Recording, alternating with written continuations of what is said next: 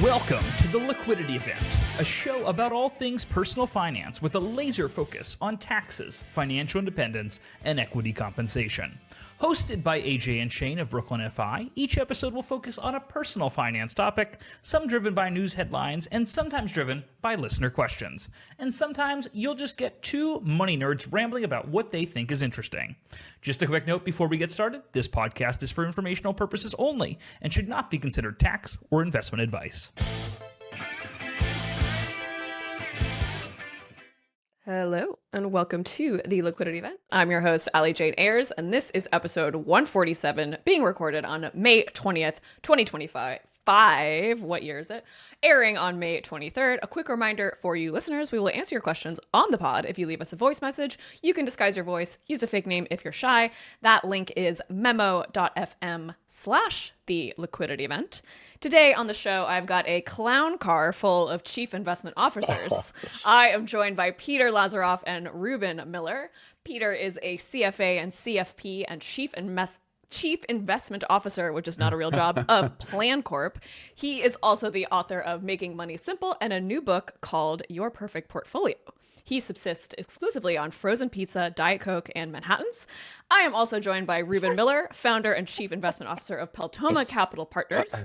He's the writer behind the critically acclaimed Fortunes and Frictions blog, is a former chess master, and has terrible taste in hotels. Welcome to the show, my friends. Amazing intro. This is why I need a co-host. Are we done? Yeah, we're done. Yeah, we're done. I need one of Peter's 90-ounce Diet Coke. I'm formally sponsored by Mobile on the Run, especially on weekdays. Beautiful. For those of you who are not watching the YouTube video, I just like to point out that Rubin is wearing a BKFI hat. And Peter, for the record, has not received his BKFI hat, so he cannot wear one. Yeah, right. It's okay. Right. Yeah, we need to re-up on the merch. The merch czar has had a busy year. How are you guys doing? Peter's compliance officer might not love that, whereas I'm my own compliance officer. So. You are your own worst compliance officer. Yeah, exactly. Where are you? I just like to up my friends. Yeah, where are you calling in from today, Rubin? I'm in Austin, where I spend most of the year. Nice. What about you, Peter? I'm in St. Louis, but 1 week from right now, I will be with Mr. Rubin Miller in Austin. So, and then 2 weeks from now, I will be with Miss Ali Jane Ayers in New York. So, I get to see this whole podcast in person within the course of 2 weeks. You're a globetrotter. I mean, that's what happens when you live in the Midwest. You just want to get out of the Midwest as much as possible. I mean, there's a degree of truth to that. Yes, I won't deny it. We're more than a flyover state, but it's nice to leave from time to time. Yeah. Every flyover state person says that. That's spoken like a true flyover person. Well, I've invited you two on the show today, mostly because I like hanging out with you, and I like disparaging both of you for being chief investment officers, which is not a real job. But I would just like to just introduce yourselves a little bit. Tell me a little bit about how you became who you are today. Who is Peter Lazaroff? Who is Rubin Miller? We'll start with you, Peter. Putting you on the spot. Oh, yeah, I was hoping I'd go second. Who am I? Okay, so Chief Investment Officer, as AJ says, not a real job, at Plancorp. So I got in. By the way, every time I hear Plancorp, I think of Mondo Burger. Do you remember that movie Good Burger? Oh, yeah, Good Burger, with Keenan and Kel. And Mondo Burger is like the evil, huge corporation that moves it across the street to put the little mom and pop burger shop out of business. We're going to put everybody out of business, but with really good tax planning. It's the corp part? Corp. Anyway, sorry to interrupt you. It's good. We're going to take over the world with excellent tax planning and a side of investments. I got into the financial profession in 2007. I was like one of those weird kids who thought... Good year to get into that? Yeah, it was. Good year to get into finance. If you're going to lose 60% of your money, you might as well do it when you don't have any. So, when you're 22. Yeah, I feel like I had no panic watching the S&P drop nearly 60% over 18 months because I had, all of a few quarters, and I was more concerned with how do I buy as much cereal as cheaply as possible during the recession. So in the great financial crisis, I was a stock picker and a cereal collector. By that, I mean actual boxed cereal, not multiple collections of sorts. But anyways, I'm one of the weird kids who thought that they wanted to go into finance or stocks when they were young. And turned out I was right. And so You must have been really so cool. I went to a school where being a nerd was sort of cool, or was at least not uncool. Maybe we'll put it in that bucket.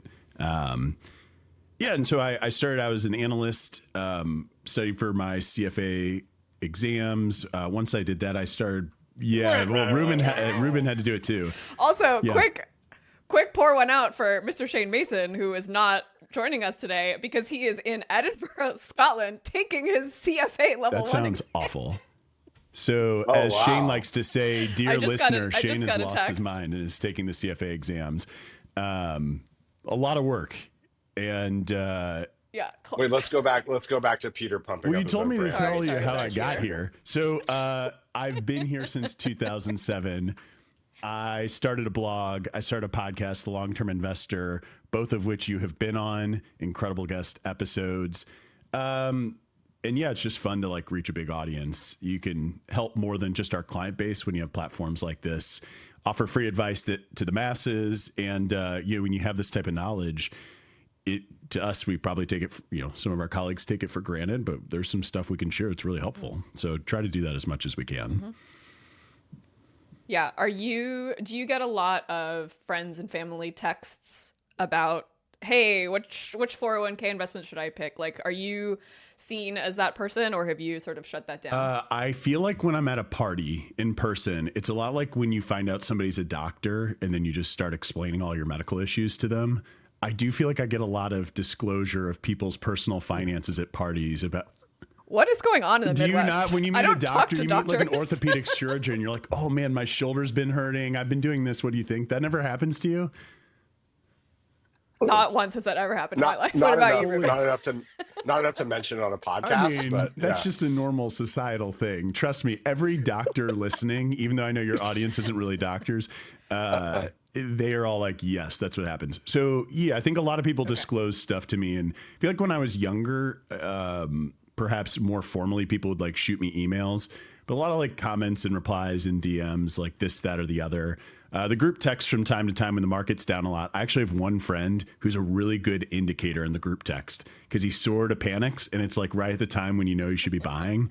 And this last time, we were all kind of making fun of him, like, hey, how's so-and-so feeling? And that's when I knew I should probably like accelerate my 401k contributions in the market or try to find extra money, making sure I have plenty of liquidity. This is why Plancorp's worth it. Yeah. Is that the Dustin Index? I'm just making up a name. Yeah, you gotta have better information than everybody else, or better at interpreting it than everybody else. That's the edge. Yeah.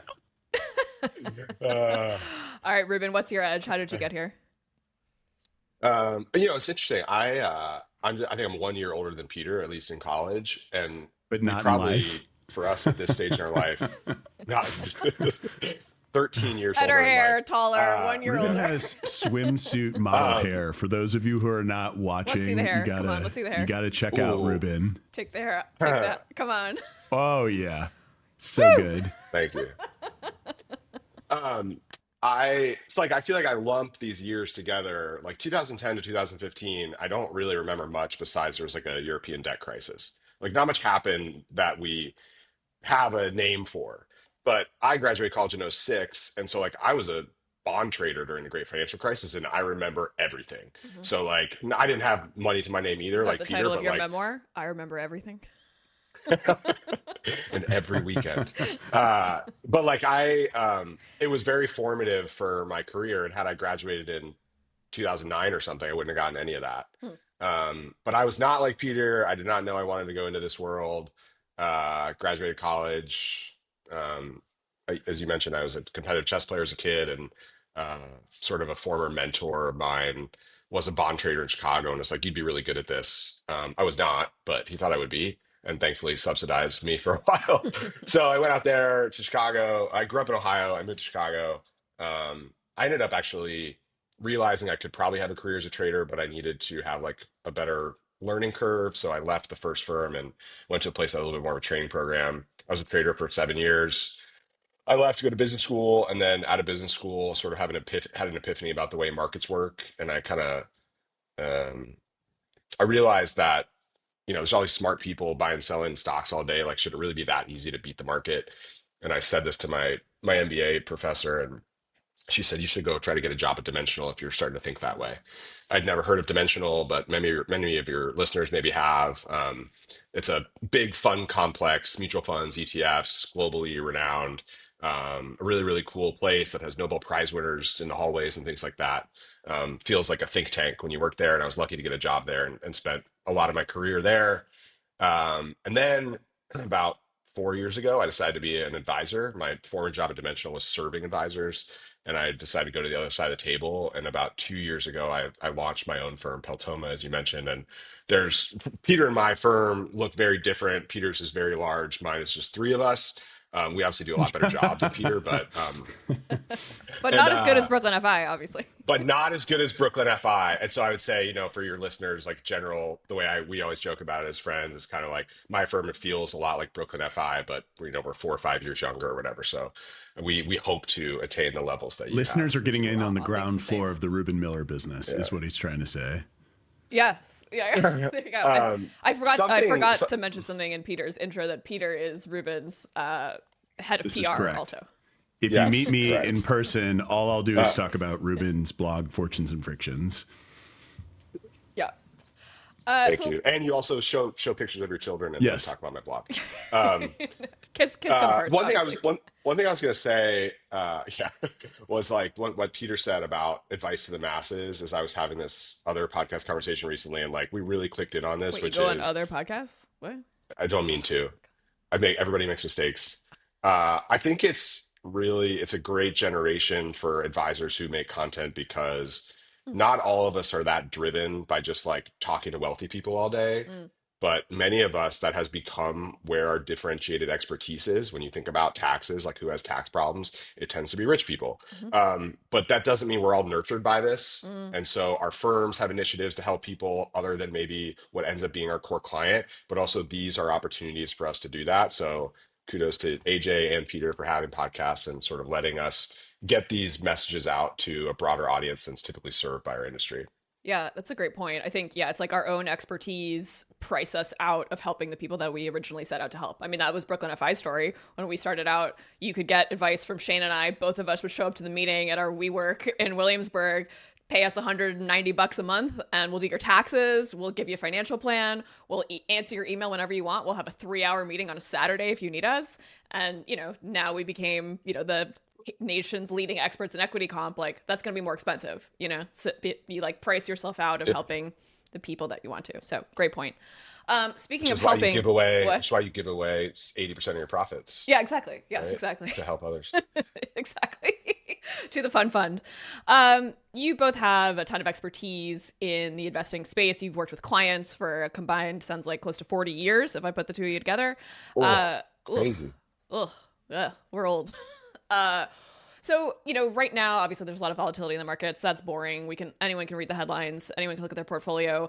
What about cash? This is a question we get a lot from clients. Like, what are you telling your clients? Are you moving folks into a larger cash position? Where are you holding clients' cash at the moment? Any super awesome tips from two CFAs for our listeners? Rubin, I think you should start, because nobody is more passionate about this topic than you. So I'd rather riff off of your statements than vice versa.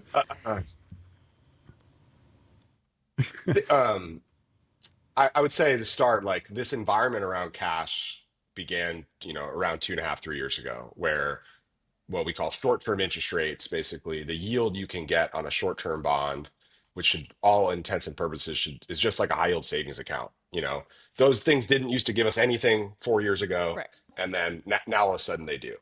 And so what do we do about that? I mean, the biggest thing is for people that left a bunch of money in their Bank of America account 5 years ago, who gives a crap? There was no opportunity cost, or what we call cash drag, to doing that, because there was no yield to get where your investment would be protected otherwise. Whereas now you can stick in a high yield savings account and get 3.5%, 4%. I think what Peter's referring to is how much I like to talk about the risk-free rate. Most definitely, that is what I'm referring to. Accounts. I was waiting. It took you at least 90 seconds longer than I expected to say the words risk-free rate. So the risk-free rate is what you can get for free, and that is a snapshot any moment of the trading day you can go look at. And so you tend to use like a 3-month treasury or a 1-month treasury, which is a risk-free loan with the government. To quote that, you just Google the rate. And it's in the mid fours right now. So when you go to a bank and you get a high yield savings account and they say 3.5, that should logically make sense because like a bank's not a non-for-profit in the way AJ runs Brooklyn FI. So the bank needs a spread to make their money and make their business work. So it's always going to be less than a risk-free rate. Sometimes you'll see a couple cheeky banks try to get close or even above, but then they'll cross-sell you products or throw ads on the site. That's how they do that. But there should be some fundamental rules and principles, which is like the risk-free rate is our anchor for how we're going to build risk on top of that. And anytime you buy something that's not risk-free, you better damn expect a higher expected return than what the risk-free rate quote is at that time over the same time period. So for us, there's a big cash drag now that we have to manage. I'd say the first thing when we talk to a prospect or a client is like, is there random cash lying around that we can, it might be risk-free in your bank at Bank of America, but it's also risk-free in a treasury bill. Like, let's at least get it to work in that. The way we design portfolios is, which will be very relevant, especially to AJ's client base, and maybe you do similar, AJ, but we're basically like, what are your liquidity needs as far as living your life? Maybe that's 3 to 6 months of expenses. Obviously, there are factors that matter here, but let's just say it's $80,000 Yep. for a family. We're going to ring fence that, put $80,000 in short-term bonds. That's what we also call cash. And then we're going to build, let's say, an 80% stock, 20% bond portfolio over here. So you have ring fence cash and that. For us, I'll just say on the last one, like what we actually do with cash deployment is we don't need things to be risk-free. We're very comfortable with having short-term, high-quality corporate bonds where you'll get a little bit extra return. Corporate bonds tend to have very low default rates. We expect them to have low default rates, so I'm fine taking that additional risk. Taking a little bit of risk. Yeah, it's not risk-free, exactly. but it's minimal. Yeah, makes sense. Yeah, so instead of say 4.5%, you might get 5%, but we don't see those things default very much. So unless someone needs something to be perfectly risk-free, which by the way, like we run money for an institution and they do, so we only buy treasuries for them, but our family clients, we don't try to unless they have preference. So we do that. We use ETFs for this. Like I prefer, instead of buying individual bonds, we use ultra short-term bond ETFs. We like companies that have those funds. Vanguard has a good one. Dimensional has a good one. But basically the idea is inside this fund, which is going to be very low cost because they're not actively picking which bonds are better than other bonds per se. They're just going to buy bonds, short-term bonds. They're going to mature very quickly and they're going to buy new ones, mature quickly, buy new ones. And so you're going to get that yield like you get in a high yield savings account, but you kind of pinch out the bank, you add a little bit of risk. I think the ultra short-term bond fund, you can basically get high fours, 5% right now. And a fund like that, if you do it through an advisor, be sure you have a conversation about like, hey, does it include your fees? If I hired you to go do that after fees, we'll always want to make sure a client gets the highest return possible after fees. For sure. And I think that's kind of where Brooklyn FI maybe differs a little bit, is that like, with our investment management fee, sometimes I'm just like, you're better off in Ally Bank or American Express earning, I think it's like 3.6 right now at Ally. That's where my cash is, because the bank named itself after me. So it was a natural place for my cash to go. At that point, it's kind of like a no-brainer. Like it's not, to me, so much of the conversation with clients is about liquidity, right? Like the portfolio, we want to optimize, we want it to be ultra efficient. But the worst thing that can happen to my portfolio strategy is a client calls me and says, hey, I need $200,000 out of that portfolio. That's going to blow up whatever arbitrage I've done this year. So that's why we always want to make sure like, hey, what is the amount of cash that we think we might need? And it's actually a great time to be a little bit more conservative because we can get 3.5%, 4.5% on our cash. Whereas if everyone remembers when the pandemic when we hit that bump in March of 2020, interest rates plummeted. And yeah, you're right, Rubin, like your Chase account was paying 0.01% on your cash and Ally Bank was not much better. So now we actually do have that discrepancy between our like brick and mortar banks who are not making money from you moving your cash there. These online banks are having these like it's like on sale, right? That's the way I like to think of it. It's like, hey, we're having a 50% off Memorial Day sale. You can move your cash here. We'll pay you 4.1%. I can almost guarantee that if the Fed doesn't raise rates, that rate is going to fall in the next couple of months. It's a promotional offer to get you going. What about you, Peter? I'll just add. Yeah, go ahead. I'll just say one thing, Peter, before I hand. Like, I think Nick Majuli had that phrase like return on hassle. Yeah. Like, we don't want our clients chasing this bank is 4.1, but now this one is 4.3. Like that is typically not worth your time. So I would say come up with a process Yeah, in this industry environment and just implement it and like go live your life and take a walk and play with your kids. for sure. Yes, and just to like piggyback on that, chasing CDs and like CD laddering is just a huge waste of time and hassle. And I've had clients come in and say like, hey, I need to break this CD ladder, which I thought was great. And like, again, like I got all this arbitrage for like the past 3 years, but now I'm buying a house and my dream house, I'm in a bidding war and I need this cash tomorrow. So any gain I got is going to get wiped out because I had to make this decision from a place of discomfort or panic, which that's my whole goal. And I'm sure you guys are the same. Like our goal for our clients is to make sure they're not thinking about money all the time and to remove any kind of panic and have enough cushion in the portfolio, in their cash position, wherever they are, to make sure that we don't have to make stupid decisions. Peter, what about you? Yeah, Cash? I've been jotting down some notes on this envelope here based on what you guys are saying. And I mean, What's in the envelope? I think it's something about my life insurance policy, term policy, of course, not whole life.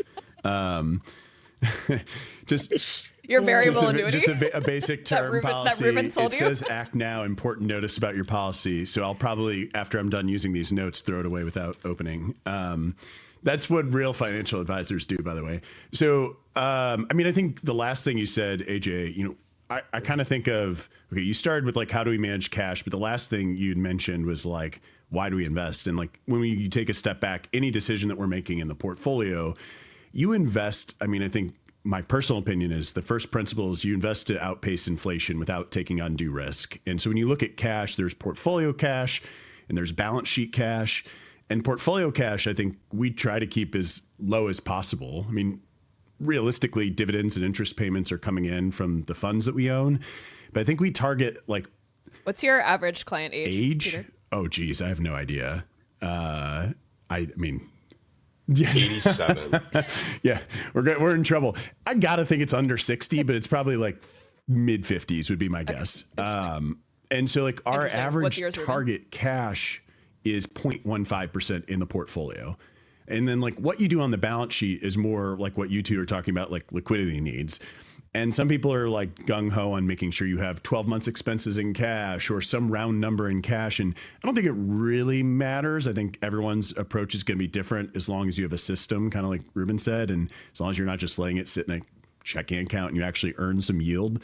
But in the portfolio, one thing that was mentioned by one of you guys is that several years ago and a couple decades ago, when yields were basically zero, it didn't matter if you had more cash in the portfolio. But also, at least when I started in the profession, the sweep accounts, like the cash accounts that your money goes into at a Fidelity or a Schwab or wherever you custody, used to earn yield on that. But now Schwab, Fidelity, they make money off your cash by paying you nothing in your cash account. And so if you're going to keep a real cash balance, you have to start using money market funds. You have to start using ultra short bond funds. But the last thing I'll note is, like you guys both talked about yield chasing. There are periods of time, 2022 is one of them. And then like, I feel like it was maybe late 2019 when people were looking at cash and it was yielding more than bonds. And they're like, why would I hold bonds? I'm just going to hold cash. And cash is an asset class. I mean, it's essentially an overnight bond. And sometimes it wins. So just like sometimes large cap wins or emerging market wins, different segments of the bond market win. So in general, I mean, I think my big picture philosophy is in the portfolio, have as little cash as possible. Outside the portfolio, you're really just thinking about your liquidity needs, and there's probably no correct number. Obviously, the less cash you hold, the more you can grow your net worth, but that's not always goal number one when it comes to that money. Mm-hmm. For sure. So do you follow your own advice? Do you follow the advice? I have no cash. If that's the question. Yeah. I mean, I don't keep any cash. In terms of following my own advice, probably not in the investment portfolio either, because I just own one fund. It's like Rubin's probably going to laugh at me at some point. It's like a calling card. I own the same strategies as our clients. It's 100% equities. It's one fund. I'll self-promote and go, you can go to howpeterinvests.com. You like that? Yeah. You can go to howpeter does a lot of things. Howpeterinvests.com. One of the things. Watch Peter drink. if we still have listeners listening to us, how complicated is Shane and AJ's link to leave a voice memo? Don't you think they should buy a URL called shaneandajmemo.com? It costs like 5 cents. We could all do it together here on this call. No, you go to howpeterinvests.com. You'll see how I invest. I do invest like our clients. I think where I probably differ from like the average person that we're giving advice to, we have a lot of equity comp. We have a lot of We're not giving advice for the record. Education. This is for I'm saying the place I differ from how we advise. This podcast is for advice is only. that my whole balance sheet's in the company I own. And I think that's pretty similar to the two of you, where like my retirement savings, it's not that they don't matter, but saving more there is not going to impact my life as much as growing my business. And that's probably where a lot of choices I make differ from a typical salaried employee or even like a partial owner, somebody with equity compensation where you're getting chunks of money over time. There's a little bit more control over the timing of cash flow and decisions. Whereas, for investing, I go for as simple as possible. And where I also align with clients is I've effectively outsourced my management of my portfolio to one fund company. By owning one fund, I'm saying I don't need to have my finger on this portfolio. I'll just defer to them and have them charge me 25 bips and just live with the return they give me. In many ways, that's like, it underscores your value proposition too, which is, you're not telling people hire me because I'm going to go pick all the right stocks at all the right times. Yeah. And yet you're probably not cheap either, because like the value you add is super helpful on the portfolio side, but it's robust across a bunch of other parts of their financial life. And just by being transparent about like, look, you can just pay one fund company 25 bips a year, and that's fine for investments. If you're trying to do what I'm doing, we're still a great hire, because look at all this other stuff we do. For sure. I agree. Like there's these sound bites that you get. I'm sure you guys will align with this. Like when you talk to a prospect and they'll say something like, I just have a few questions for you. Number one, they're like reading from a paper. Like, they're reading from my 12 questions to ask an advisor blog post. Yeah, we've all written that blog post. Yeah. We've all written that blog post over and over again. I believe it was the New York Times who originated it. Or no, it was the New York Times has a good Jason Zweig has one, but mine's very different than his, for the record. Okay. Can I talk? No. Can I talk now, Peter? No. Okay. So they'll have these questions, and you're like, oh, this person Googled what to ask an advisor. They've been thoughtful. They read Love Peter's that. or Love AJ's that or Jason's, whatever it is. Yeah. So then they ask, are you going to own the same funds as I own? Or like, do you eat your own cooking or some version of that? I've never been asked that, and I've done Wait, are you being serious? 2,463 discovery calls. Never been asked that. Wow. I get asked that all the time, Rubin. So carry on, sir. Yeah. So they want to know if you invest the same way they do. And it's like, to Peter, what you shared, Peter, like, I don't have the same funds as you at all. But that's not important. Like, what's important is I have the same philosophy as you. But I'm sorry, like, our life is different. Our state is different. You live in California and make a bunch of money, and you're in this high tax bracket, and you might need muni bonds. And like, I live in Texas. We have no taxes. I own a small business. Like, there's other crap I got to deal with. So like, what you want to ask your advisor or somebody you're thinking about hiring is like, do you have the same investment philosophy as I have? Yep. And maybe like, if you have a little bit of acumen on this part of the industry, like, what does that look like? Right. How do you implement or manifest that same philosophy? That's super important. You don't want your advisor, day trading Apple stock, but telling you to go own index funds. That wouldn't align with me.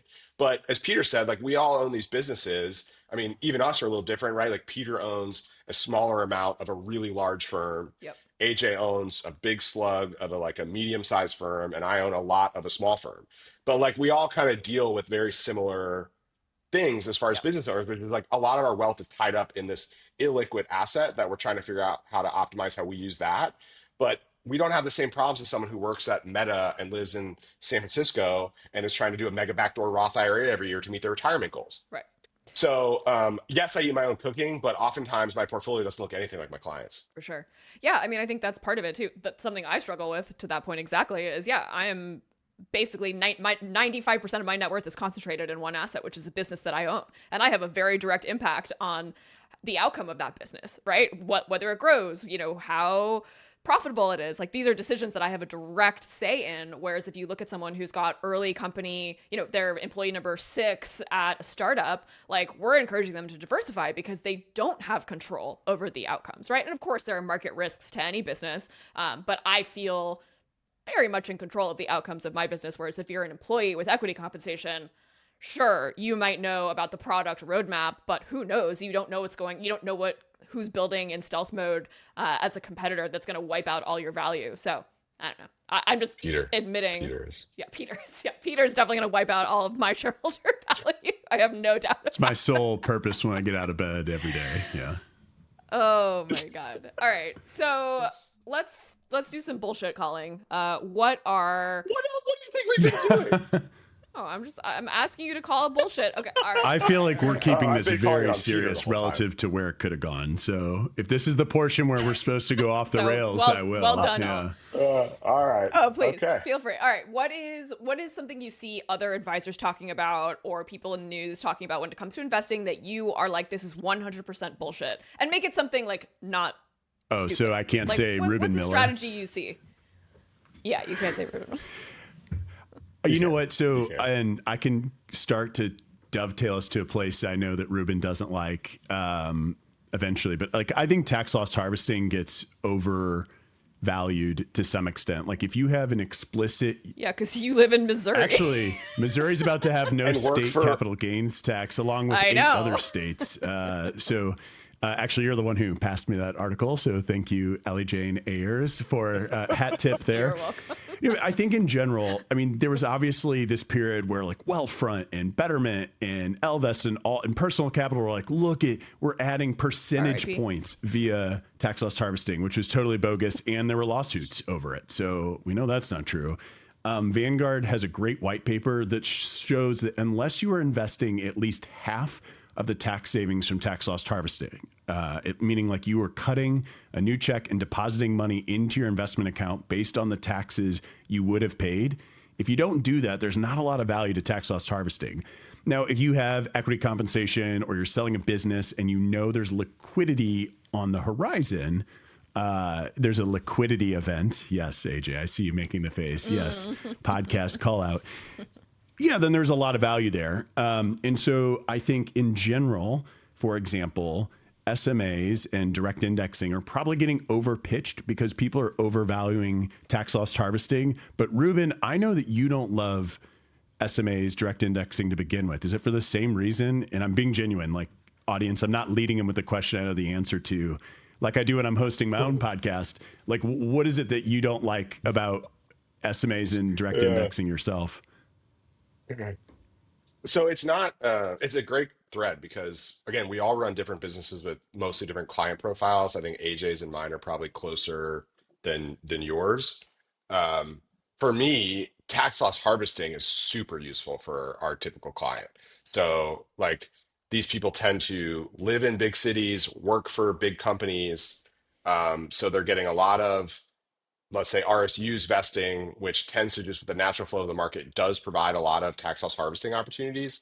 And then they have these big expenses coming up. So let's say it's 2025 and the market, goes down 20% at the beginning of the year, like happened this year, and they had just put $500,000 in the market. And so now that's $400,000, let's say.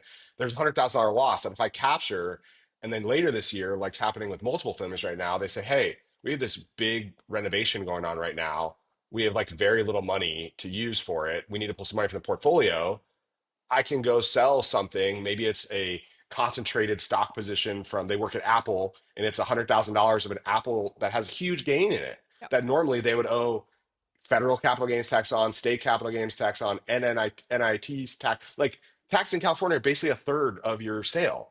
Yeah. So that's great because I can go offset the $100,000 of losses I took because the market happened to go down 20% and I switched from one market-based fund to a very similar market-based fund. So to me, tax loss harvesting is wildly beneficial to our clients. Yeah. I just don't like doing it through SMAs and direct indexing typically because I can just go do it myself. Like if I own a US large cap passive fund and it goes down 20%, I can just sell it and buy a different one that looks very similar. I can do that myself. And like I was a trader for 7 years. Like I'm pretty comfortable with the way I interact with the market. I don't really trust some automated thing to go not blow through spreads in the market. And I just like, I don't see the big value. And then when I see these issues happen in the market, like what happened this year, I see us capture a ton of tax loss harvesting for clients. Yeah, it works fine for us. Yeah. So yeah, I don't like that method of capturing tax losses, but like I love tax loss harvesting. And also, people don't realize that you can carry forward that loss into the future. So if we have a year like 2020, and let's say it's a company that's going public next year, we can carry forward that loss. So we don't have to be able to see the future. Like, we can wait for the future to show up, but we can carry that paper loss every year. Don't change accountants, folks. Remember, that's where we lose tax credits, is if you switch accountants and you lose your AMT credit or your tax loss harvesting. All right, we are overtime. That's it? Final question. That's it. It's just a quick little podcast. You want to keep going? No, I have an investment committee meeting in like 30 minutes. So You're so disappointed. I'm so disappointed. We didn't, it usually All right, takes you this long for Shane and you to actually get to the topic that you're going to discuss. We've been like discussing things the whole time. And I feel bad that Shane can't hear me say that. I mean, I don't know. Would we have stayed on track with Shane or no? Because he doesn't listen to the podcast. What's that? The last time I saw Shane, it was like 3 a.m. and in Mexico City. So we would have easily gone off the rails to start because I would love to catch up. Yeah, well, we were joking in the group chat that I have with John and Shane that they should crash and the five of us should just have a fucking free for all, just yelling over each other. I mean, honestly, I was about to come Ultimate back chaos after mode. Rubin for the tax loss harvesting piece, but I guess we don't have time. So Oh no, please Go for All it. Rebuttal. Go for it. Let's Go hear for it. Let's hear well, actually, to be clear, I still agree with you guys. What I initially said is it doesn't hold value unless you have a specific need for it. Concentrated stock, liquidity event. Just banking losses to bank losses assumes that tax rates are not going to go up. Bad assumption, in my opinion. And it also assumes that ultimately the tax, well, I guess it's the same thing. The tax loss stays the same. It assumes that you're going to put money in for the tax savings. You're not going to do that. The direct indexing, though, I think I think you're right. In a down market, one of the hard things about I actually fall on the opposite end of Rubin on I do think SMAs could, over a full investment time horizon, do a better job than waiting for funds to drop because take this last market drop. We were down about 20%. But anybody who was a client of ours in 2022 or 2020, they didn't have any losses. People who were putting in new money did, but unless you retest a previous low, a fund won't have losses to generate, whereas the SMA will generate losses in up and down markets. The problem again comes to There's a trade-off. and that's investing's all trade-offs. trade-offs, Yeah, right? 100%. Yeah, you're going to sell a single stock that might go way back up, and then you don't own the same amount of it anymore. I just They for actually me, I only don't sell. like that This is trade-off. fun. So if they sell Apple, they only sell a portion of it. So they don't sell the whole stock. Now, Right, which is an argument though against you saying it's a big deal because now you're saying it's a small deal. They only sell part of it. To me, it's just I've never been sold on it. And to me, it's also one of these things that product providers push so hard right now. That's for sure. That's It's the definitely bullshit. thing that they're pushing. The only thing getting pushed harder than SMAs today is private credit. And let's just all agree that we're going to stay away from that. Sorry, Phil. Agreed. Sorry, Phil. All right. Last question before we wrap it up. What is the dumbest thing you've ever spent money on? I wrote a blog about this. I didn't read it. What? Tell me. Give me the TLDR. I bought a $13,000 couch. Wow. Oh, is it nice? Is that it behind you right now? No. I bought it when I was still married. That's a divorce couch. My ex and I bought a $13,000 restoration hardware cloud couch. It was beautiful. Mm-hmm. Where's that couch now? All white. I think it's at her house. Okay. All white. Is it still white? Not necessarily all white now. Yeah, maybe not now. We have a 3-year-old. But the reason why I was so stupid, I love space. I love spaces, and I was very happy to pay that price tag if I could afford it to be in this room that I loved being in. Except it made me super uncomfortable when people would come over and eat and drink on it. And so I was anxious and couldn't be myself every time we were in our living room. You stopped drinking red wine entirely, about. which you love. I know for a fact that you love red wine. I do love red wine. And I will say, Restoration Hardware, they do this when you buy a cloud couch like that, they do they show you how you can spill red wine on it. It's no problem. They literally pour red wine on one of the little sleeves of leather or whatever it is for you, so you can see that it comes off. I would never trust it. If I did it, I'm sure it would stay. So I never wanted to try that or risk it. So anyway, my purchase made me not the person that I am, and I couldn't enjoy myself around nice things. And so it's and it is the blog that people always say, oh, you wrote that couch blog, like that, my wife and I read that and like had such a laugh because there's things in our house that like cost us a lot of money and make us miserable. And so that was it for me. It's the couch, but it's just sort of bigger things about when you buy something really nice, make sure that you're going to be able to be yourself around it. And I wasn't. I like a nice car. Like a car, I feel like a car can change your personality for the better, though. I hate cars, so I'll bow out of this combo. All right, Peter, what's the dumbest thing you've I ever don't- said? I've to been, me? trying, I've been trying to brainstorm, so I have a short list because nothing. The first thing that came to mind is I once bought a levered ETF. That was dumb. I feel like I have bought which one? I bought like a mid cap 2x, like as an S&P 400 2x ETF that I bought coming out of the crisis because I needed mid cap in my allocation because obviously having the exact percentage is so important. And I did not know how those levered ETFs work. So that was definitely the dumbest. But when I think of like consumption purchases, I don't spend a ton. And so I feel like I've probably bought. As your friend, I feel like that's not what you literally. You complain about spending too much money all day, every day. Right. But I don't. It's never me spending it. For the record, I mean, when I buy like clothes, I'm buying cheap. When I'm buying cars, so I'm in year 9 of my car now. The previous one I was at 9 years. Although I'm thinking of going high on the next car. After that, I don't know. I feel like it's probably just like a bad shirt or like bad shorts. Both Rubin and AJ have so much cultural capital. It's very difficult to like wear any clothes around the two of them without kind of getting made fun of. So maybe being friends with them was a bad choice. You know what? Okay. And then the other thing that people can't is see, our friendship. there is all sorts of unusable lighting in my office right here. Like I'm looking at 1, 2, 3 lights that I don't know how to work, and I just keep buying a new one, and they keep failing. So that's my worst purchase right there. Now I just use the lights here. What about you, AJ? My house. Which one? Brooklyn. Your house is sick. Brooklyn. I regret it. I haven't seen either house. Yeah. I just know they exist. Why? Because you can't do like buy versus rent rants as an advisor anymore. Well, that which I get called out for, which I still stand by. No, I think I, as a lifelong New Yorker, I think I feel very like stuck in this neighborhood, and like I don't know, I've moved maybe 6 or 7 times in my 15 years in New York, and happy 15th anniversary to me next month, actually. And I'm like going to the people's houses, and I just feel like I plopped myself in this house for at least 7 to 10 years to make my investment worth it and get back my broker's fee that I paid. And I regret it. I really, like, not every day, but some days I'm like, why did we do this? This was, we made a decision from a place of panic. We were renting this beautiful apartment a couple blocks away that we got this great pandemic deal. They raised our rent 50%. We panicked. We said, fuck this rental market. We got to buy something, and moved pretty quickly. And I think we moved too fast. So I have a bit of regret about this house purchase. Yes, it is beautiful. I do love being here. I have a beautiful office. We have plenty of space. It's in a great neighborhood. Yeah. My friends live nearby. So like, it's not all bad, but like there is a bit of it sounds all good. Gnawing regret. I mean, it is the most beautiful neighborhood in all of the world. My friends live here. It's beautiful.